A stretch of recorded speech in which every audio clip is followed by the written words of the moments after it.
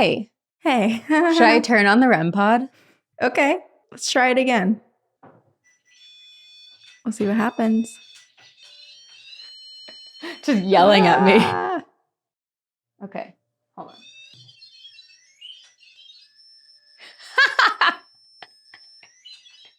Okay. I don't know. What happened to it? It just wanted to sing a little jingle. The temperature thing was what was going crazy. So I don't know if it was just because I was around it. I don't know. Now I feel like we have a broken one. Now it's making me question all the times it's gone off. Well, every time we turn it on, it does crazy things. Exactly. Maybe it shouldn't sometimes. Because you have to zero it out. Is it zeroed out now, or did you just turn it off because it wasn't working? It's zeroed out. Okay. This is Two Girls, One Ghost. 2 girls, 1 ghost. I got this, Corinne. Mm-hmm.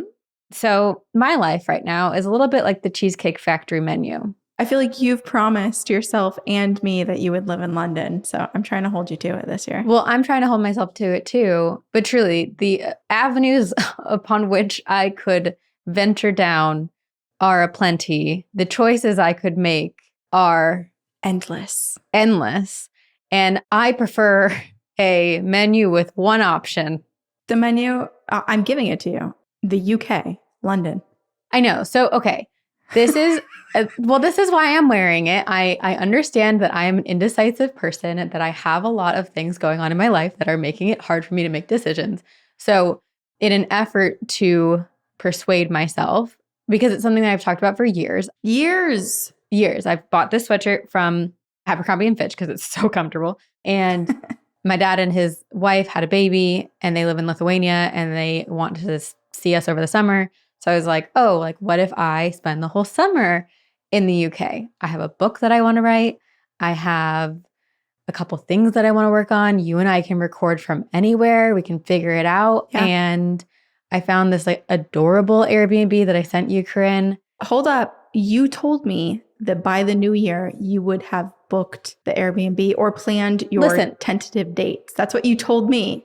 My Ritalin had just hit and I was really feeling myself. Because it's January 3rd when we're recording this. And what are the dates, Sabrina?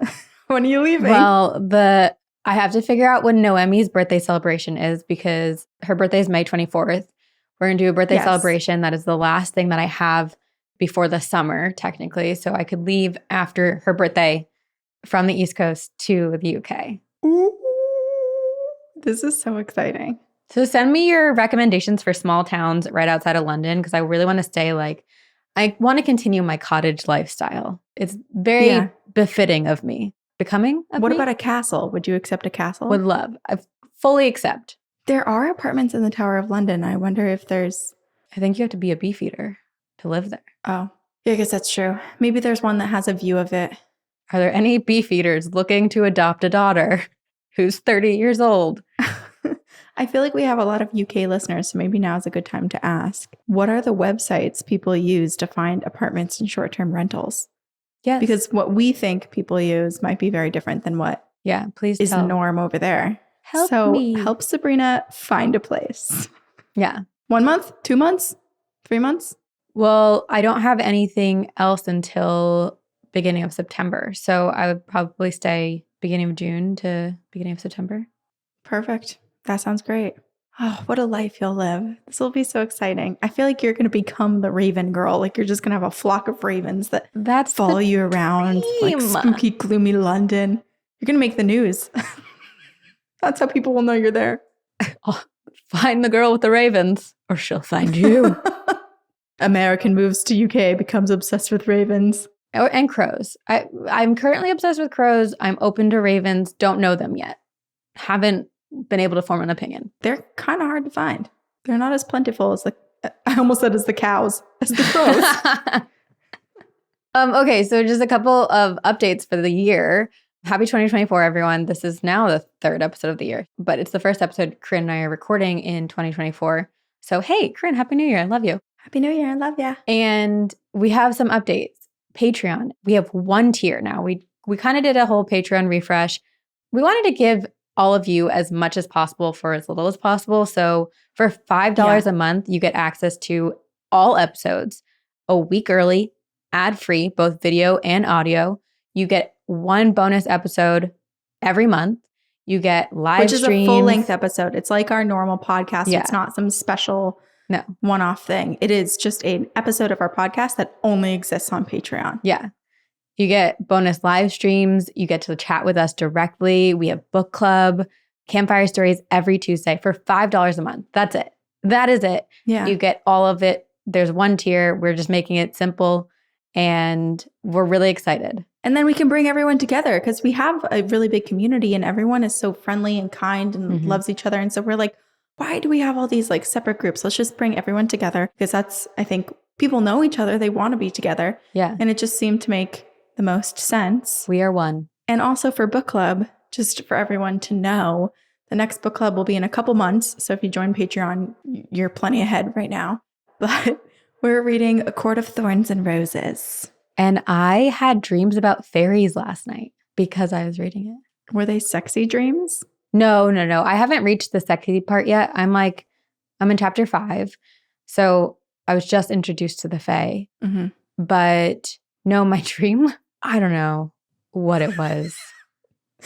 It was weird, but kind of fun and hard to process. But basically, I had to break into a laboratory in Mexico. And whoa, international. I did it successfully. My mother helped me. Thanks, Mom.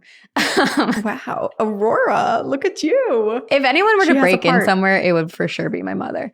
And then there was like this weird after hours thing where people shrunk themselves down and they had to go into a fish tank to compete.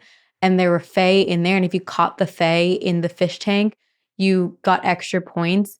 And then at the end, I don't even know who won or how. It was like, I think like you wanted to win and you would be graduated to a higher power level. I don't know. Should you start writing sci-fi? Because I feel like this sounds incredible. Okay, sure. This kind of sounds like an episode of The Mandalorian, but make it fae. I think it might have been influenced a little bit by, I watched the new Hunger Games movie. Oh, is it good? I haven't watched it. Everyone is talking about it, but I just feel like I'm going to have a negative reaction because I feel some sort of attachment to the original cast and the book series. It's different enough that I really did like it. I didn't read the book and I heard that people who read the book were like, oh, it didn't really get everything, which obviously that's hard to do, but I liked it. I enjoyed it. I had a fun time. Okay. Maybe I'll give it a shot. I don't know. I just started Reacher, which if anyone has watched Jack Ryan, it's very in the same vein. Oh, so it's kind of like, ex-military goes and is like private investigator and beating people up sort of show. I like those shows. Need to watch Murder at the End of the World. Oh, yes, you told me that.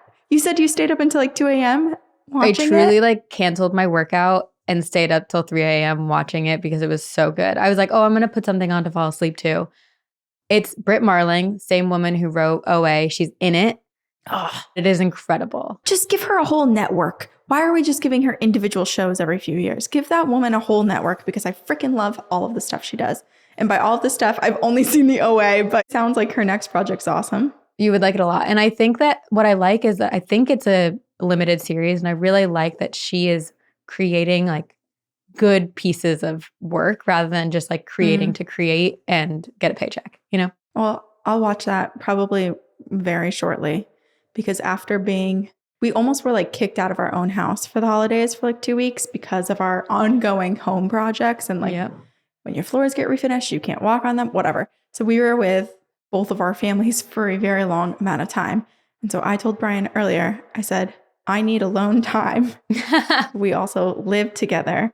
So I'm just going to be like busying myself for the next few days and like putzing around and doing things. But I need to just be able to do whatever I want. So I was like, if you want to join me in what I plan, that's fine. But I'm not taking suggestions for other activities. I love that. So I'll watch it. That sounds like something I would like. I'm really proud of you for taking care of yourself and putting yourself first, Corinne. My middle name is Boundaries. So. My invisible middle name is Boundaries, and it's invisible because my ability to have boundaries don't exist. Man. Let's take a step back here. I say my middle name is Boundaries, but I also lack certain self-preservation when it comes to social settings. And so maybe I set boundaries well because I think I do, because I don't have as strong of a filter as maybe I should. So there's also that side, whereas maybe you're thinking more about how people are going to like perceive you and the situation, and you're reading the room better maybe than I am, who just is like, I don't care. This is how I feel. I'm going to bulldoze into this moment and express myself.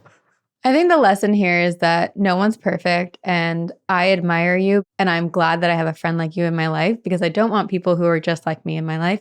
And you teach me a lot and help me grow and give me things to aspire to be. So thank you, Corinne. Wow.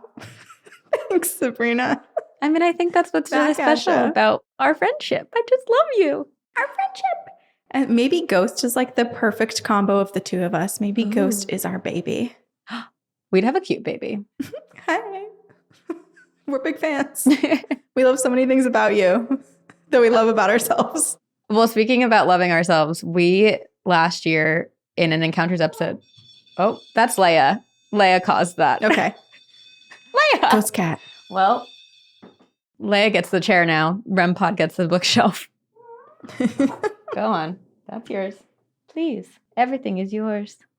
Last year, we were talking about a paper that you had written in high school that was, or middle school or something, that was so incredible. And then we got the idea to... I know you made me think about it a lot. And I was like, maybe I will write this into an actual book. It's like love a fun it. project to do. I re-listened to that episode yesterday and I was like, oh my God, you actually really need to. I really liked it. But we had the idea to find old journals, old pieces of writing while we were home for the holidays. And you found one, didn't you? I found a couple. You had the suggestion, well, maybe should I read it on the next episode, or should I read it just like on Patreon or something?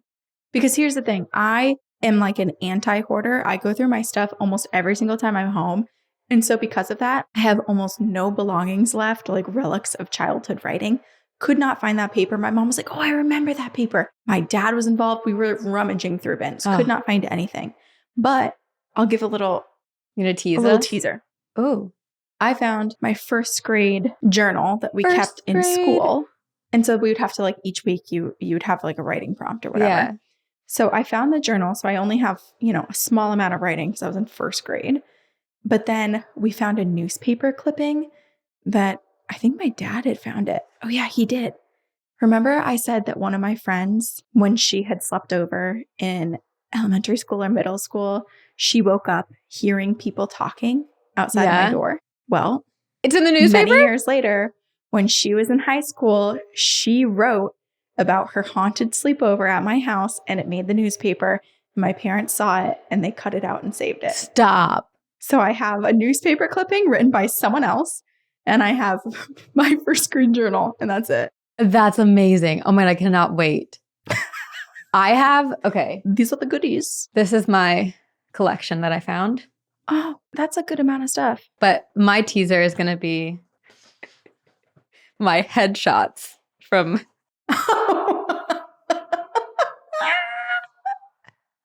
Sabrina. Oh, look at how cute. And then... Wait, I didn't realize you had actual headshots done when you were little. You have to frame these. Do I look the same? These are so good. They're silly. Look at my big gap tooth. I like the gap. You look more like your mom with the gap. That's so funny. I look like a baby. I'm so small in these. So were you auditioning in like New York City or something? No, oh my gosh. No, this was like, I did a theater camp. And as part of it, they did headshots. I thought we were uncovering some like extra hidden acting side that we'd never heard about with you. No, that was, I think, when I played La Fina and all I did was laugh. Oh, La Fina. We remember her. And then I do have like my journal that we wrote. So in a play, we did Prince and the Pauper at, I think it was like the Little Red Schoolhouse, Playhouse, something like that. We like created a journal, and in like backstage, people like wrote in it. And so not all of these are mine, but I believe I started it. Oh, I wrote a poem and it's signed Sabrina. P.S. I suck at poems. Oh my God, this is disturbing. Oh, do you want to read it? No. We'll read it eventually on a different episode. Now roses are yellow because you peed. Is this poem directed at someone? I think so. Ew. Okay, this is like, I'm concerned. I might need to read this to my therapist. Well, eventually you guys will get all the readings and the disturbed passages from our minds. I do have a paper or two, too, that I could read. I cannot wait. We'll see the progress. Oh, do you have your old monologues? Remember you used to write monologues and I did them in college. I do. In acting class. I do have those. We should find the one that you gave me. that I'm never having sex again, that one? Yes. Mm-hmm. Yes. Yeah. It was freshman year and I was it was the voice class, remember? Where the woman, the teacher, she kind of spoke with almost a British accent, but she was from America. Yes. She recorded you in the beginning and in the end to see how your voice changed over the semester. Yeah. I feel like mine didn't. Mine did not either. What? What's 1 hour a week gonna do? No, nothing. We would have had to fake having accents to really succeed in that class, I think. Yeah. Okay, well, I'm getting old, so I'm going to read my research off of my phone because I need much bigger font today. Are you turning it sideways too? I'm turning it sideways so I can really zoom in. My God, I need glasses, but I refuse. Okay, so I feel like I didn't even pick this. This topic came up in Campfire Stories. Jessica, she had told us about this really haunted road in Massachusetts. And then it felt so serendipitous because then a couple weeks or a couple months later, there was someone, a contractor at my house, and he was talking about how his mom, and I think his childhood home was right by this road, which is called Dudley Road. And so I literally wrote have to cover Dudley Road and also tell the story about the contractor. I don't remember what the story was. I remember he said his house was active. His mom had a lot of experiences. And when he was in high school, they would go to the road, the teenage thing, and try to experience things. But I cannot remember any details of what actually happened. I remember we were in Seattle and you told me one story from one of your contractors and you're like, well, I can't tell you the other one because I'm going to tell you on the podcast. I don't remember the one that I didn't repeat. The one that I told you was that he and his wife had recently suffered a pregnancy loss and that he then went to a psychic, not for that, but just out of curiosity and something for fun. He and a couple friends did it. And the psychic basically already somehow knew everything that had happened and had told him that they were pregnant again actively with a little girl. And they did not know at the time that they were pregnant. And then fast forward a few months and they had a little girl. That's really So that's sweet. the one I told you, but I don't remember the one about Dudley Road. Well, I got to find that contractor again and be like, hey, buddy, I need your story again. Yeah. Oops. My bad. Oops. This is why you write down everything in your journals. And we, Two Girls, One Ghost, serves as everyone who's listening, your journal. Yeah. Well, I've started doing it in the notes of my phone, but it's been so unhelpful because I don't write good notes. I'll write contractor, Dudley Road, ghost, mom haunting. I'll be like, oh, I'll remember exactly what that means. Oh, no. Man. Despite it being just a few months ago, I don't remember anything that man told me. So we're going to experience all that we learn about Dudley Road together because it's basically it's my first time hearing about it as Love it. Great. All forgotten. Okay. So Dudley Road, it's in Billerica, Massachusetts. I've never been to Billerica, but I certainly walked Dudley Road on Google Earth. And on my virtual journey down the road isn't very long either, but it's super beautiful. I was looking at it and I was like, oh, Sabrina, this is the perfect road for you and I to just walk on and come up with ideas. And it's so beautiful. There's part of the majority of the road is kind of an old dirt road, gravel, old pavement sort of thing. And there's a canopy of overgrown old trees. There's a graveyard at the top of the road. And there's these old colonial houses. There's horse farms and other farms.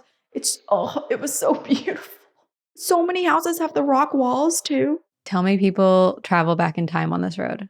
Oh, I wish. No, Oh. it's not as exciting as that. Maybe if we went, we would. I don't know what we'd be really traveling back to, though. I don't think much was going on for a long time. Yeah. It's rural-ish as a road.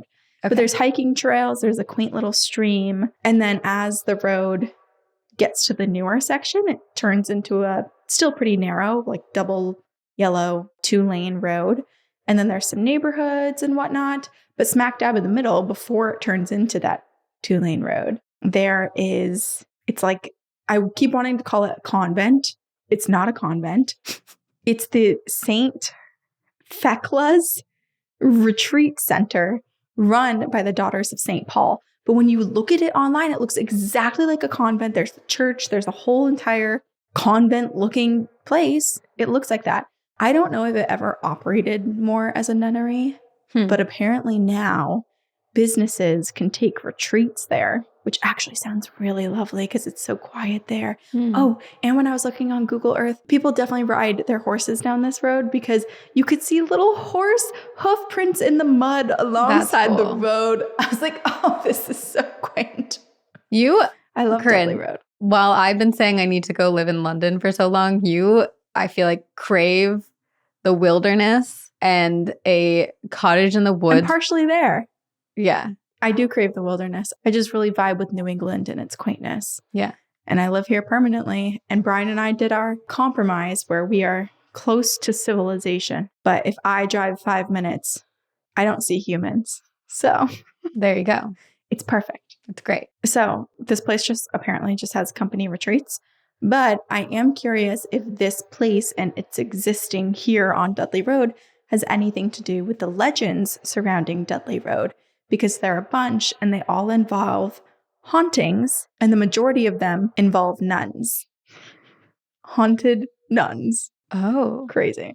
Okay, so one of the legends states that a nun was walking. This is actually very sad. She was walking home from the convent one night and she got a little bit turned around and she was lost. And there's also like no streetlights on this road. It's so dark. Yeah. And when this was taking place, I'm sure there were also no streetlights back in the day. And so she was walking alongside the road and a car came up. And this is a very narrow road. And so this person must have been speeding or just like didn't see her in her all black habit and hit her, struck her. Her body was flung into the tree line and like a giant tree that was right there. She hit it. And basically, like on impact, within a second, she was dead. So she didn't suffer at all, which is good because she basically died upon impact. But it's really, really horrific that happened. Jeez. And so because she died so quickly and because it was this sudden tragic death, it's thought that she's still very confused about what happened and is still a little bit lost in trying to find her way home to the convent because people have spotted her astral form, her soul, her ghost, and she is hanging out oftentimes underneath that tree, which is very sad that like the place that she lost her life is where she's spending most of her time.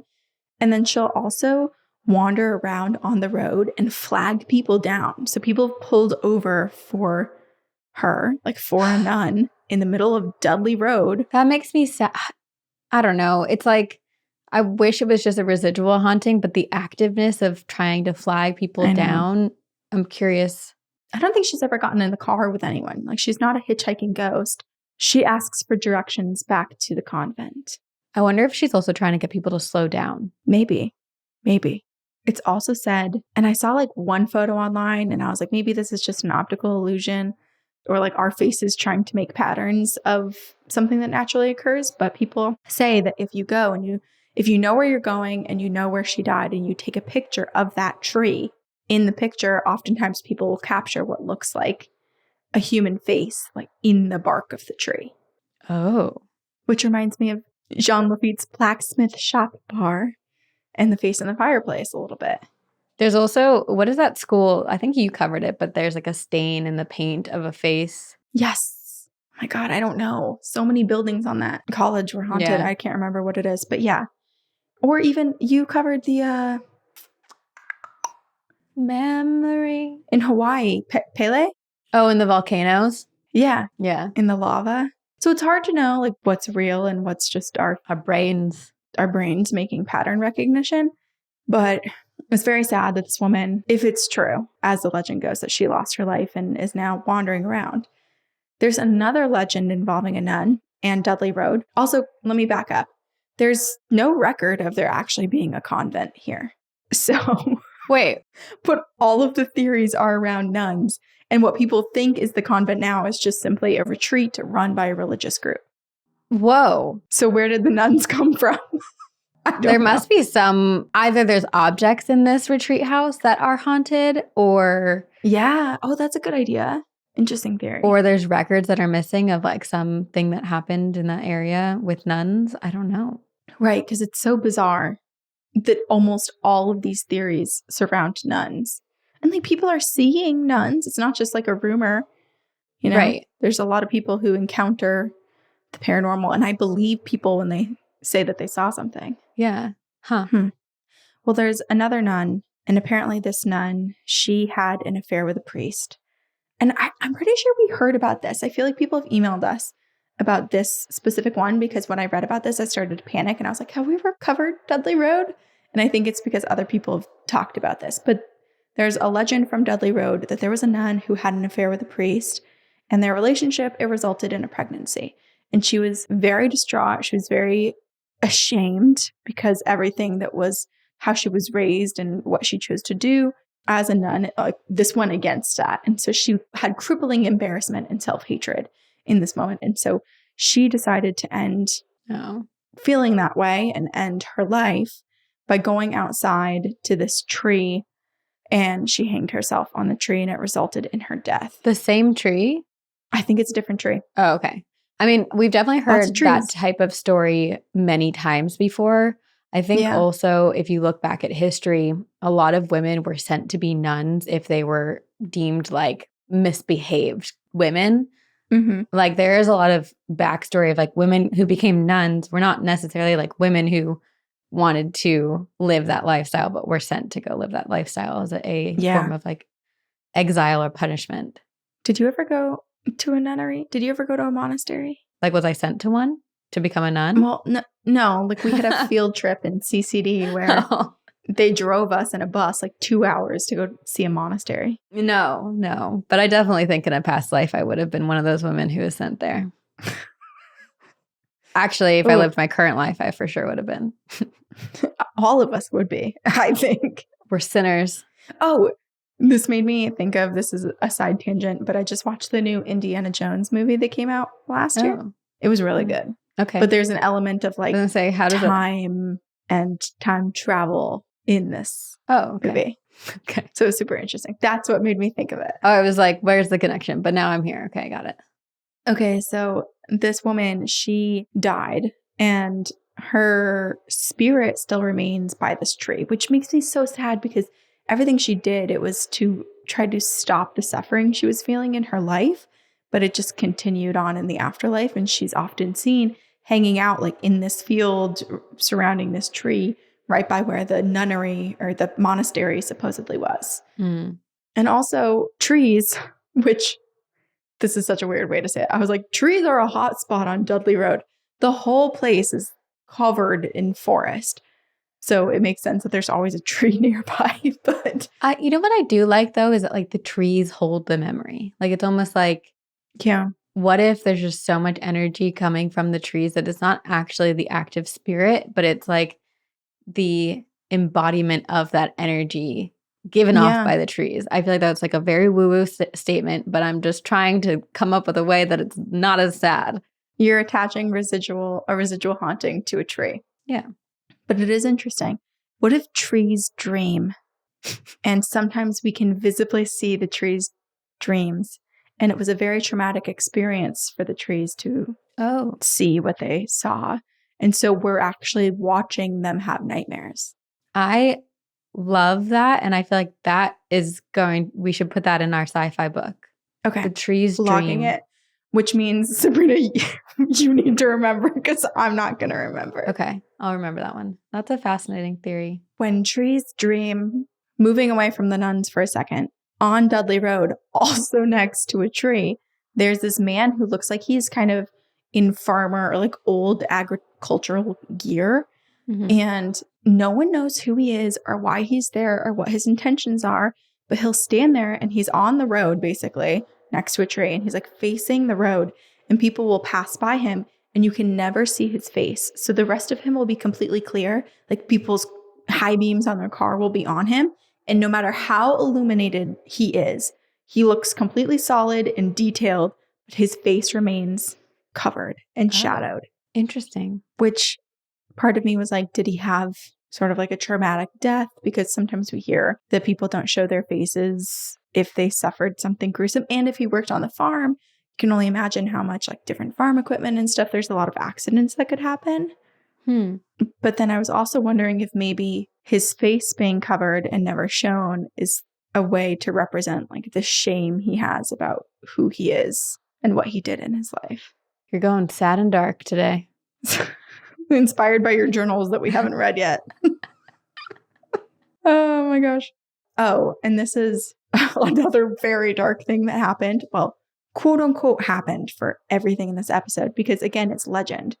But there is also a legend that an inmate escaped from a mental facility and ran into the forest. And in traversing the forest, all the captors were left in the dust.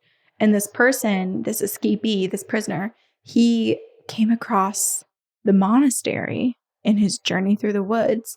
And he entered it. And instead of seeking asylum or trying to not raise any attention to himself, he took it upon himself, given the opportunity he had, to attack as many nuns as he could, like brutal attacks. And it resulted in a bunch of deaths of these nuns.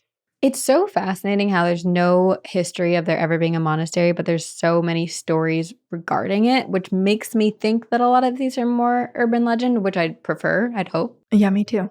Curious when it started too. Because if it started around the same time, like orally, if the story started around the same time that this retreat was built, this like meeting house that looks like a monastery, that would make sense. That people would, tell their kids a spooky tale or whatever, and then it would just evolve throughout the decades. And then it brings up like the bigger question of like, can you create a haunting? Like, yes, this place probably has just historically like land, a lot of things happen on it. We don't necessarily know what happened here, but like, can you share enough stories, enough legends? Can they be passed around enough that they almost become true? That they're not really true in the sense of like, okay, yeah, that happened, but that the energy there that everyone has put upon it manifests and builds the haunting. That's interesting because partially the answer is yes, because we know that Greg and Dana Newkirk, they had a painting of Greg commissioned. And then at their live shows, people were helping to contribute to haunting this painting. And so they were creating a haunted object from other people's energy. But is that just a compilation of different energies and you don't know actually what's going to happen? It's different than saying there have never been nuns here and suddenly we're just going to summon a bunch of people in habits that like wander the road here in spectral form, like to create an actual character instead of a feeling. I mean, the power of the human mind, there's so much that we don't understand that I believe we could create a haunting. Like if enough people all started thinking that there was a ghost cat in my house and we all started talking about the ghost cat and came up with these legends of ghost cat in my place, I fully believe I would start to see the ghost cat. Well, here's a question. Did we not already do that with Sven? That's true. Okay, proof. We have no idea if Sven already existed before we assigned a ghost to this podcast. There we go. Proof. Proof. Where does the phrase proof is in the pudding come from? That's an interesting question. I'll look it up as you continue to share stories about hauntings on Dudley Road. Also, a really quick anecdote. We went to Brian's for Christmas and his mom is Danish. And so they do Danish Christmas and have different Danish traditions. And one of the traditions is you eat pudding until someone finds the nut hidden in the pudding. I didn't find the nut. I was sad, but it was very exciting to play. Wait, that's fun. How I would feel like I'd be scared to eat the nut. Why? Like if you're eating pudding? It's just an almond. It's like hidden. No, but what if you swallow it? I guess you wouldn't. I don't know. You can eat it. It's a small enough nut. But I mean, like, without like being able to, like, accidentally, without knowing that you found it. People, well, at least here, you're looking for it. So like you're feeling around in your mouth because you want to win the prize because there's a prize. Okay, it comes from an older expression that is a bit clearer. It used to be the proof of the pudding is in the eating, meaning that things must be judged by trying them yourself or seeing them in action rather than on other factors. But now it's just evolved into the proof is in the pudding. I like it. I like all those silly little idioms and sayings. I like the origins, yeah. All right, so now there's another legend surrounding nuns. And this is probably the most popular legend that people tell. And it goes back to the 19th century. It is said that there truly was a convent here, and that in this convent, there were a large number of nuns who were here, but then there was a small group of nuns that deviated from the beliefs and the norms associated with being a nun in that convent.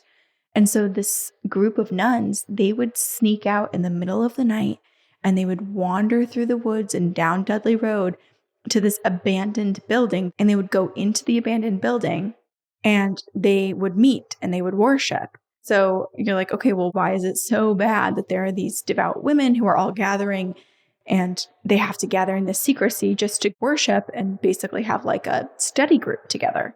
It is because they were not worshiping God. They were worshiping Satan.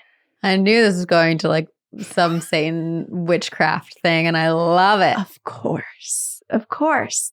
They needed a place to do all their rituals, to have their black mass. Of course. And what better place than an abandoned building in the darkness on a desolate dirt road? Dudley Road. They apparently gathered undiscovered for a very long time. Not a very long time, but they had significant amount of meetings. But then people caught wind, like the locals were like, did you know that there's a group of people using that house? Like I've seen lights and stuff inside the house. I've seen like torches and lanterns and movement inside of the house, and it's supposed to be abandoned. And so then everyone starts whispering in the town. And then the rumor starts that like, oh, it's the nuns who are going in there. So of course the curiosity is piqued, right? Because everyone's like, why the hell are the nuns gathering in an abandoned building in the middle of the night? So they do some spying, and that's when the nuns are figured out. They're revealed for being Satanists, Satan worshipers. And so the locals obviously are pissed and scared and don't like them.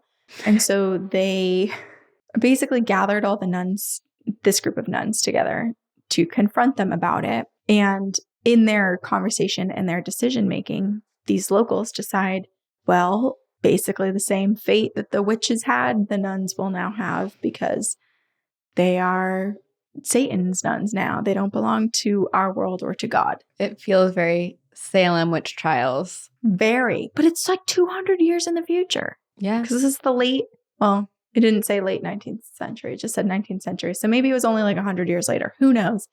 Anyway, the nuns catch wind or like deduce what's about to happen to them. And so they get together and they're running out of the convent across the street through a field, basically trying to escape. And they're captured. And right there in the field is this large tree. And they're all one by one hanged and executed. It is so fascinating to me because it's like, I would love to be able, and there are people like this is their job, where they take a story and a legend and they truly are able to trace back through documents, through talking to people, the origin of it and like what inspired it and what was influencing that story at that time. And yeah, I'm just curious. Was it like, oh, a group of women hanging out must be witchcraft, or what is it? I have no idea. And that's a really good question. And Kathy Meager, she is the Billerica Public Library's local history specialist. And I don't know if she's done any work to try to figure out how this started in the actual like oral history of it. But she does a lot of work to debunk these theories and clear the air. So I don't know if it's like a fact-finding mission or if it's simply just being like, that's hocus pocus, stop trespassing on people's land. There was never a convent here. Right. I'm not sure. I feel like that should be a rule. You have to also discover how it started, not just why it's not true. Well, I do like knowing it's not true because it gives me relief because there's already so many horrific things that happen to people in the world that like one less true thing is great. The way you said true thing so quickly, it sounded like one less true thing. True thing. Yeah, a true thing. Okay, so these women, they were killed, but it didn't stop them from haunting and worshiping who they wanted to, because they are still seen gathered in this field below the tree, wandering around, walking up and down the road. They're still very much there. And apparently the building where these sisters gathered still exists. It's still abandoned and it is sinking into the ground.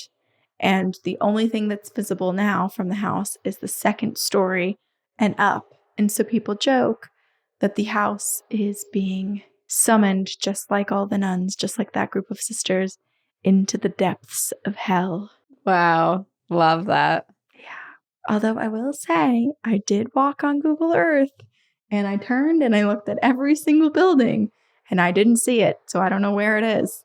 Maybe someone in Billerica will know. It's in another realm. In another realm. Maybe there is time travel and it's like you see it when you see it. When there's a glitch, when there's a portal. But otherwise you don't. Yeah, I mean, it's very possible that all of this happened.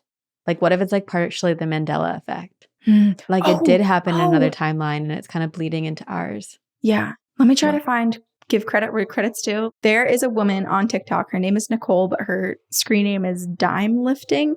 And she has been on a hunt to figure out basically the Mandela effect and disprove to the companies saying, we never had a cornucopia in our Fruit of the Loom logo.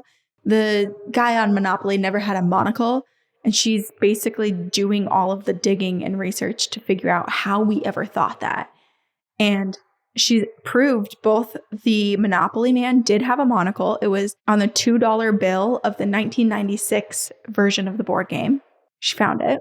But that's one version. Like the fact that everyone remembers that, like that is okay. At least it exists. It does exist. And then also maybe if we think about it, the people that are talking about the Mandela effect the most are probably the people that have used the internet for the longest, which would be millennials who played the board game in 1996.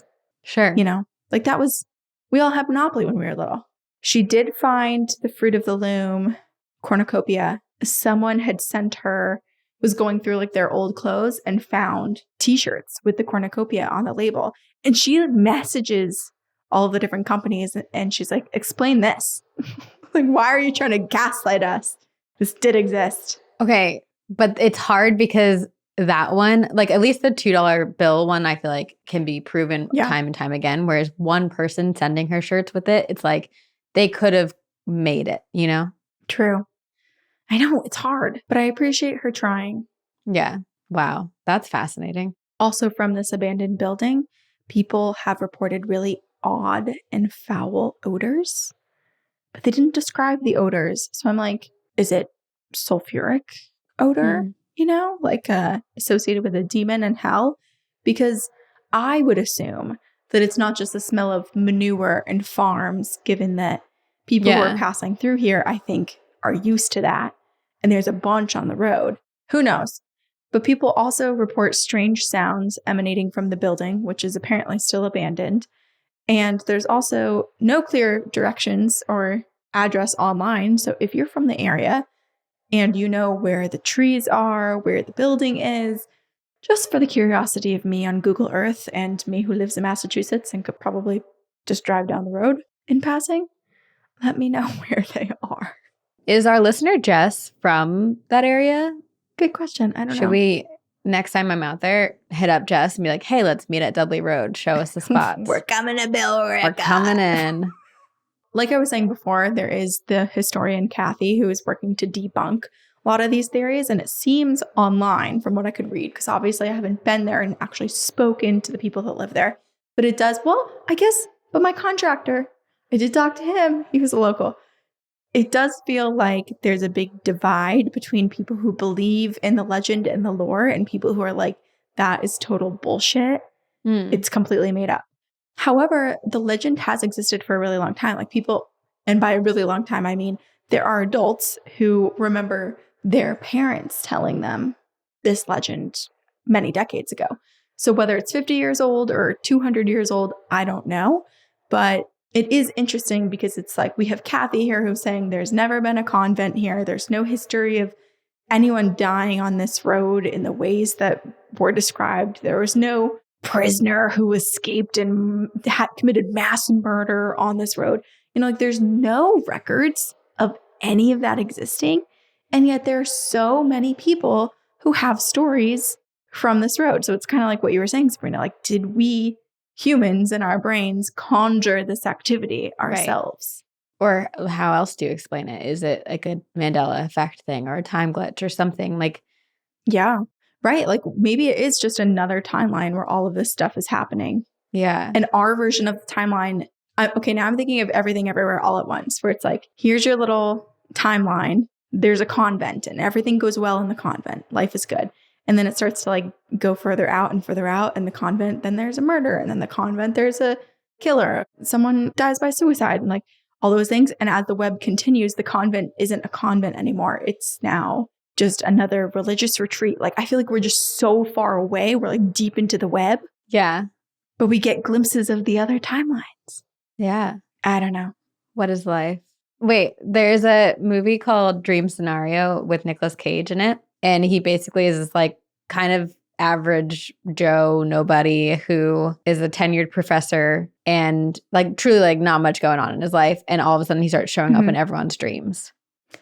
I saw a clip of this. I think I saw like the preview or something, the trailer. You probably have. It's super fascinating. And it's just like a weird like phenomena that happens. And I would love for you to watch it so I could talk about it because I don't want to ruin anything about it. But yeah, it kind of reminds me of this a little bit. Okay, I got to remember this one too. My grandma actually was just saying, she was like, where do all the people from our dreams come from? She's like, I swear I don't see these people. I've never seen these people before. I've heard a thing where it's like you can't create someone new. Like your subconscious is like sorting through people you've passed on the street. So maybe that's true. But like there are some people where I'm like, they're so prominent in my dream and they're so clear to me that I'm like, if I saw this person on the street, I would have to stop and be like, I know you. Yeah, I don't know. I don't get it. Me neither. Our brains are weird. When we all fall asleep, where do we go? Billie Eilish. There's other odd things that happen on this road. So the legends are basically, I've gone through all of them and all of the apparitions people see, but there's still some odd things. Like people see strange anomalies in the field, like lights going and moving above the field, which I'm like aliens. People will hear sudden screams just emanating from the woods or down the road. That's terrifying. Also driving down the road, I think the majority of this stuff happens at night, but people will see someone, like a full body apparition. It looks like a person just kind of darting or walking across the road right in front of their car, which is very scary. That reminds me of the nun who sadly died getting hit by a car. Yeah. Yeah, I'm curious if this person is in a habit or if they're identified as looking like a woman or if they're just like these weird, shadowy, looks like a person in a second sort of sightings. But that part freaked me out because it did remind me of, in high school, I had a friend, Maya, who, I've told you this before, who she was in the car with her boyfriend and they were driving down one of the rural roads. I think it was like in Charlotte, Vermont or something. And a woman walked out in the middle of the road in front of them. And it was so quick and so sudden. My listener story is like this. They hit her, but there was no one there. She went through the car. So terrifying. Oh, so creepy. Hate that. Anywho, Dudley Road in Billerica, Massachusetts is most certainly haunted. How it's haunted, we don't know. But it is discouraged for people to go wander down there because it's a residential street. There's some businesses there in terms of the farms operating. And they've had a big issue with vandals and trespassing. And there's been a substantial amount of money actually spent to try to restore some of the damages that were created by people, especially around Halloween time, that go to try to ghost hunt or get a good scare. So enjoy the story, enjoy the legends, but unless you have real purpose to go or you're simply just driving down the road, don't get out of your car and start trespassing on people's property looking for ghosts. I think that's a rule to follow generally. Don't trespass to find ghosts. All you have to do is listen to our podcast and the ghosts will find you. They will. Rembod, this was your moment. Hello? Quiet. Hello? Crickets. Quiet. I have throughout this episode experienced a lot of like waves of chill, but it's interesting because that has not gone off. So the temperature in the room hasn't changed, which then is like interesting to me. Like why does our body do that? Bad circulation. Whoops. Just getting used to the temperature in the room. Like I'm now freezing. I was so hot in the beginning. Yeah. Our heart rate slows. Lack of movement. Hibernation. Yes. Our muscles are atrophying. Just like little reptilians. This makes me want to read the book that I had downloaded on Audible years ago and still haven't listened, which is Stiff. It's all about what happens to your body when you die. Oh, I want to read this too. Going through rigor mortis, all the different things and decomposition, and sounds interesting. That is interesting to me. I mean, anything about the human body and like what happens to us when we die, I think is fascinating. I would love to do a science experiment where someone who's dying, I think I've talked about this with you before, where it's like a sealed chamber, but it's like someone's about to die. So like we're not killing anyone. They take their last breath. They die in this chamber. I want to understand scientifically what that energy does and study it. Like, Like, where don't the let energy goes, if we can trap the energy inside of the it container. in this. Yeah. I don't know what type of equipment. I'm clearly not a scientist, so my words are going to be wrong, but I'm thinking of like a very heavy duty chamber. I have 2 ghost stories from our listeners. Great. Wait, what's your new background? I mean, your phone case. My phone case says never better. The little skeleton. Never better. Okay, the first one I will read is from our listener, Savannah. They're both shorter. This one is terrifying. The next one is a little bit nicer. Okay. This is called Haunted Road in Washington. Demonic? ? Oh. Hi, ladies. I was driving home on a short little back road that connected a main road to a neighborhood. There are a few houses along it and no streetlights. It was just after midnight. The road is about a 1/4 mile long and runs straight from when you turn onto it to when you turn into the neighborhood. I was midway down the road when I saw a person getting ready to cross in front of my car. So I stopped. And as the person crossed in front of me, I could see that they looked like a normal 20 to 30-something-year-old woman, except for her eyes. Her eyes reflected the light of my headlights in the way that a nocturnal animal's would, shining yellow, a white light. Oh, God. And she stared at me the entire time she walked, so slowly across the street. Oh, no. This is so scary. Even though you're in a car, it's still terrifying. Yeah. At the time, my headlights weren't super bright. And there's also the fact that human eyes don't reflect light that same way. I didn't look to where she went. When she got to the sidewalk on the other side, I pressed on the gas and I was like, I need to get home and away from there as fast as I can, because I had the worst sense of dread and panic. Another time that we were on that same road, my boyfriend and I both heard a disembodied voice. We had a familiar CD playing softly, and it was the middle of a bright sunny day, and it sounded like it came from between the two of us in the car. It was unintelligible, but it was very deep and distorted and sounded like a demon from a horror movie. That's so weird. We both heard it. Neither of us could find an explanation. None of the windows are down and the street was empty. I still use the road on occasion because it's a good shortcut, but I can't not think about this stuff when I do. Thanks for reading. Hope it was spooky enough. Of course it was. Savannah. Wait, this just triggered a memory from like 4 days ago. We're in my parents' house. It sounded like Siri's voice, but none of us had our phones where like the audio was coming from. My dad was talking and telling a story, and the seat, like 2 seats next to him by the island, we just heard like a loud audible, right. That's weird. Or it was something like that. It was like true. It was like an agreement to what he was saying. And all of us stopped, and I was like, Dad, your phone, Siri's on. He's like, no, it's not. And I was like, take your phone out of your pocket. And his phone was locked. Like everybody's phones were either out of the room. Siri wasn't turned on, like nothing. And so I just got freaked out, and I was like, I don't want to talk about this anymore. Someone got really excited about whatever you guys were talking about. It was like, yes. Better than what happened here, where it's like this deep, creepy demon in between the seats. Terrifying. That road Yeah. just seems creepy. Oh, yes. I want to know where it is. I should follow up. Me maps. too. I was just thinking that. Both of these emails, by the way, are from 2019. Okay, so this other story is from our listener, Jess, and it's called A Haunted Road / I Must Have a Guardian Angel. I love you girls and this podcast so much. I've been back and forth about sending the story in, but I just listened to episode 41, Satan's Sedan, and figured that was a sign. So here we go. Almost 2 years ago, I got my post-grad big girl job. It was very exciting, but it also came with a 50-plus mile commute each way.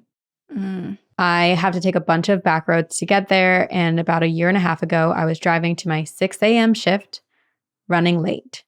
I was speeding on back roads when I ran over a literal puddle, hydroplaned, veered off into a small hill on the side of the road, and flipped my car 2 to 3 times. Oh my gosh. My car landed on its roof, and I was hanging upside down by my seatbelt. My first thought was, oh my gosh, I need to find my phone and call work and then tell my mom. The fact that her first thought. The horrors of what an accident like that or just like almost going into shock will do. You're like, let me call my boss. And it's like, you're upside down in your car. Yeah. Call 911. I usually drive with my phone on my passenger seat, so I figured it was probably long gone, but then I look around and I see it had landed right in front of my face. The passenger's window shattered and there was just enough room for me to fit. So I crawled out of the car, called work and my mom, the neighbors, called the cops, et cetera, et cetera. The fire department got there before the cops did, and they started cleaning up the debris. Because I have such a long commute, my car could get pretty messy. The first thing the firefighter gave to me was a journal that my sister got for me. And on the journal, it said, it's going to be okay. Like on the front of the cover. Oh. I eventually went to the hospital and didn't sustain any injuries, to everyone's surprise. A few days later, my mom and I went to go clean out the car and saw that it was now upright. We could now see all of the damage. The passenger side was totally crushed in, but the driver's side looked untouched. If the car had landed any other way, I could have easily broken my neck or something. I just think I must have a guardian angel looking out for me. I mean, the journal, the phone, and the way the car was damaged, could they all just be coincidences? I have a theory that it could have been one of my paternal grandparents because my grandmother never drove. She was terrified of it. My grandfather died when he had a heart attack while driving, which caused him to crash into the wall. So maybe it was him protecting me? Yeah. A month later, I was driving to work in my new car, well under the speed limit, don't worry. And I saw a car driving the other way, hydroplaned, clipped my car. We both spun out and I hit the car behind me. All 3 cars were totaled. All of my curtain airbags went off on impact and one burned and imprinted soot into my leg. When I called my mom after, I asked someone nearby what road we were on. It was the same road as my previous accident. I now refuse to drive that road. Stop. I hate this because this feels kind of like it's a cursed road too. Like this is the exact spot that like all good and all evil can happen to you. Yeah. And similar incident, like someone else hydroplaned off from water. Yeah. Jess said, I now have added 10 minutes to my commute to avoid that road altogether. I'd rather that than total another car on that road or worse. Thanks for reading. Stay spooky and keep up the great work. Jess. Whew. Wow. I'm glad that Jess is associating the road as being the problem and is not letting the anxiety prevent them from just fully driving, because I feel like that's quite possible too. A second almost deadly car accident. 2 cars totaled on that road. Yeah, definitely don't ever drive down that road again. No, I would never. Never. It does seem like it's a really long road because she, in like a side note, said that like the road was in a different county. So like it stretches counties, that like it has a different name. So she was in different counties for both of her accidents, but it's the exact same road. Oh, wow. So not even in the same spot. It's just the same road. Which means it's a long road. Like, yeah, that's very scary. It's also like, is this road neglected? Like, should these counties be pumping more money into better drainage and stuff? I don't know. I like that you have the practical thoughts there. And I'm like, well, no one should ever drive that road again. It should be closed off completely. Oh, wait, Sabrina, I have something very important to tell you. What? And this is something I also learned on the internet. but it affects you because you hate spiders. Oh, I was I like, also what are you do. going to tell me that's going to terrify me to never drive again? What? No. It's not about driving. Okay. So you use the Sol de Janeiro spray, the yellow bottle, right? Sometimes. Okay. Apparently, they have a new scent and it's like a light blue container, and people are returning them because there's something in it, some ingredient that has been acting like pheromones to spiders, and people who are wearing it are being stalked by spiders, chased by spiders. People are freaking out. So I wanted to warn you just in case you were like, oh, let me get this little tester of this other scent I haven't tried. Don't. No, that's horrifying. Oh, yes. Many things to fear in the world besides ghosts. So many things. Wow. Okay. Well, everyone, we hope spiders are not stalking you, and we hope you're staying safe on all of the roads that you're driving. And if you have any ghost stories, please email them to us at twogirlsoneghostpodcast@gmail.com. And remember to join us on Patreon if you want all episodes 1 week early and ad-free and a ton of extra bonus content. We love you. Yes. We love our editor, Jamie, very much. And we love ghosts. Thank you, ghosts. Please haunt us only in good ways. And that applies to our listeners as well. But until next time, we will see you on the other side.